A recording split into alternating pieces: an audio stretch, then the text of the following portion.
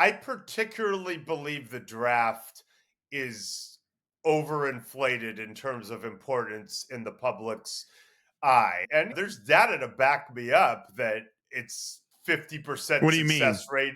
Even at the Oh, top, it's a 50% hit rate, I think, at best. So I think the general public tends to treat it as though it is transformative. And it can be, even at 199, right?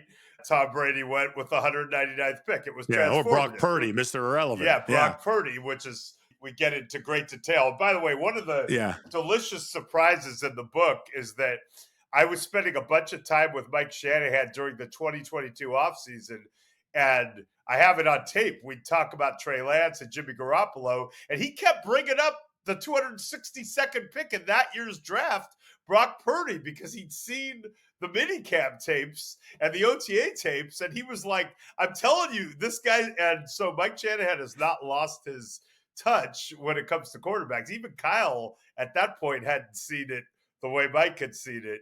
He knew they had something. I think the general public, because there's so much draft coverage and they love watching it and they love deciding which team should pick which guy, and it matters, but it's not the be all end all. And so I think it's hard for me sometimes with other media people and fans when I regard the draft as like a cool thing and you can get better. Like the Rams during the McVay era have largely traded their top draft picks, and Hmm. fans are like, "Yeah, you traded another draft. How could you? You Yeah. gave all those picks." But like, dude, if you could go get Jalen Ramsey in his prime and help you win a Super Bowl, there's no guarantee that the first round picks you use are going to become elite players. And so the salary cap, people overreact to that too, because that could be massaged. But in my opinion, people need to exhale a little bit with the draft.